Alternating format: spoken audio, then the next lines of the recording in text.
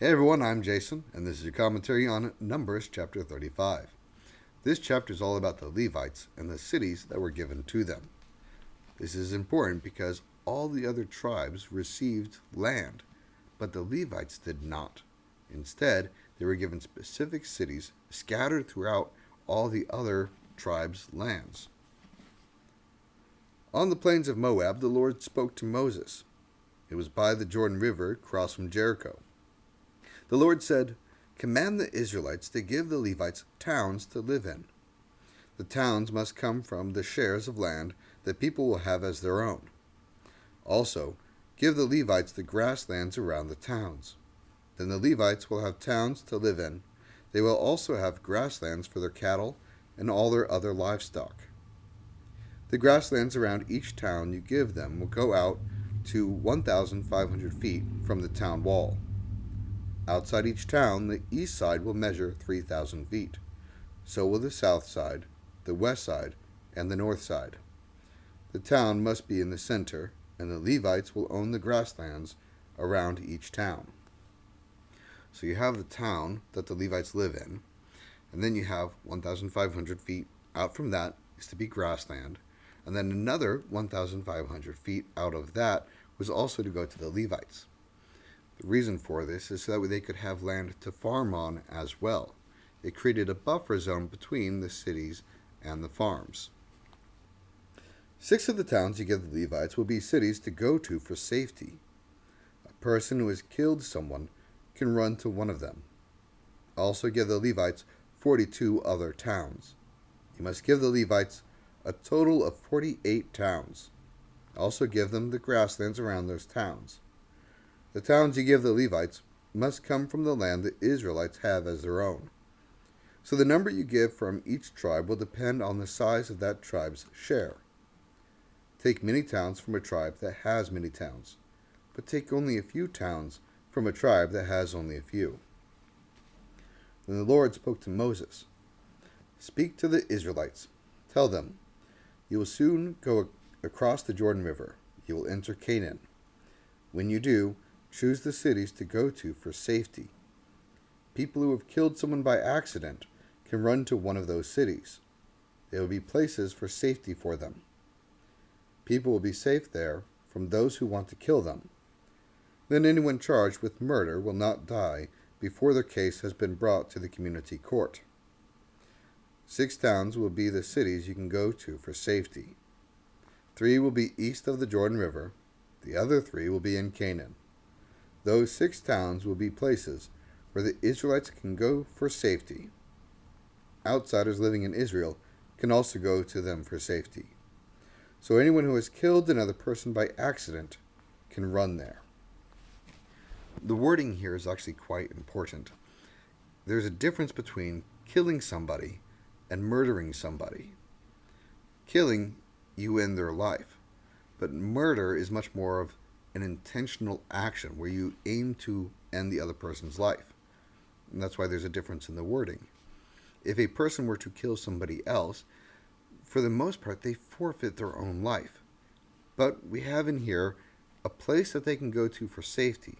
If it was an accident, if they didn't mean to, there's still natural consequences, and we'll see what those are. But God's giving them a safe place where they can go to. Suppose a person uses an iron object to hit and kill someone. Then that person is a murderer and must be put to death. Or suppose a person is holding a stone that could kill, and they use it to hit and kill someone. Then that person is a murderer and must be put to death. Or suppose a person is holding a wooden object that could kill, and they use it to hit and kill someone. Then that person is a murderer and must be put to death. The dead person's nearest male relative must kill the murderer. When he meets up with him, he must kill the murderer. What if a person makes evil plans against someone else? And what if that person pushes them so that they die? Or what if the person throws something at them so that they die? Or what if that person hits another person with a fist so that the other dies? Then the person who does any of those things must be put to death. That person is a murderer. The dead person's nearest male relative must kill the murderer. When he meets up with him, he must kill the murderer. So we see two main ways to determine if someone is a murderer. The first is, are they holding a weapon?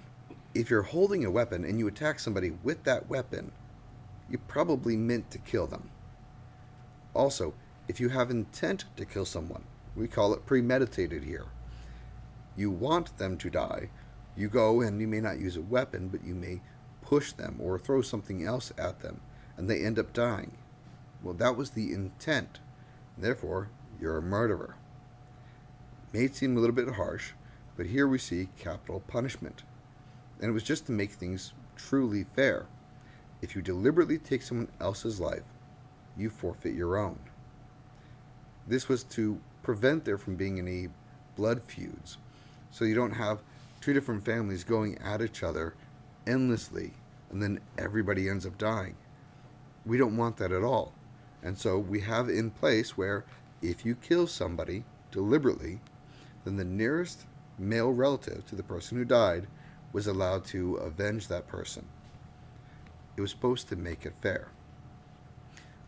But you're still allowed to go to a court, and a court can help judge whether or not you did it on purpose and whether or not you deserve to die as well. We're about to see that. But what if a person suddenly pushes someone else without being angry?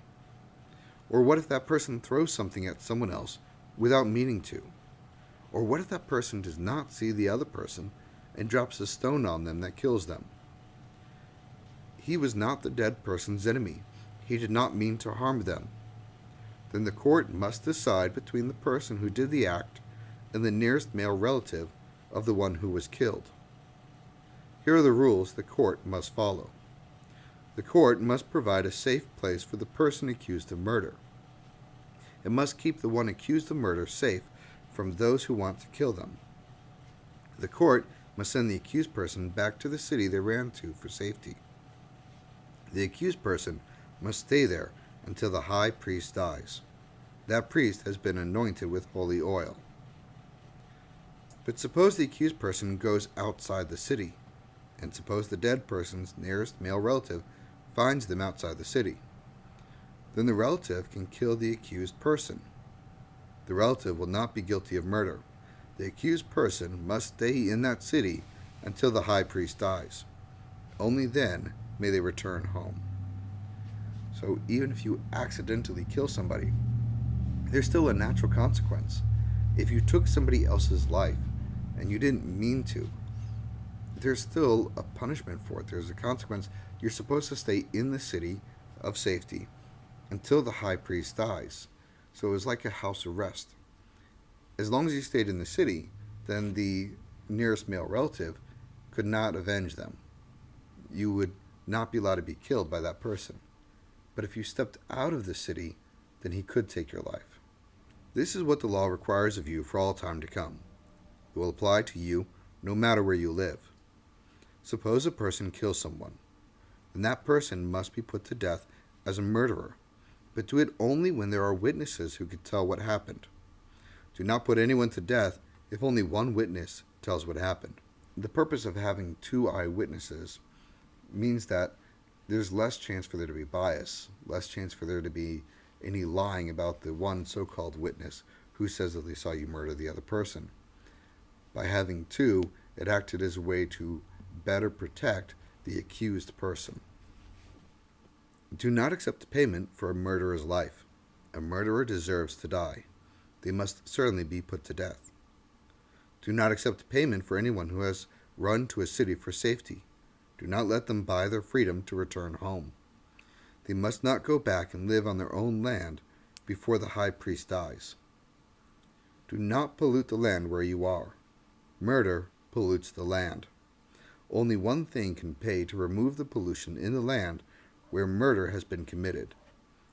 The blood of the one who spilled another's blood must be spilled.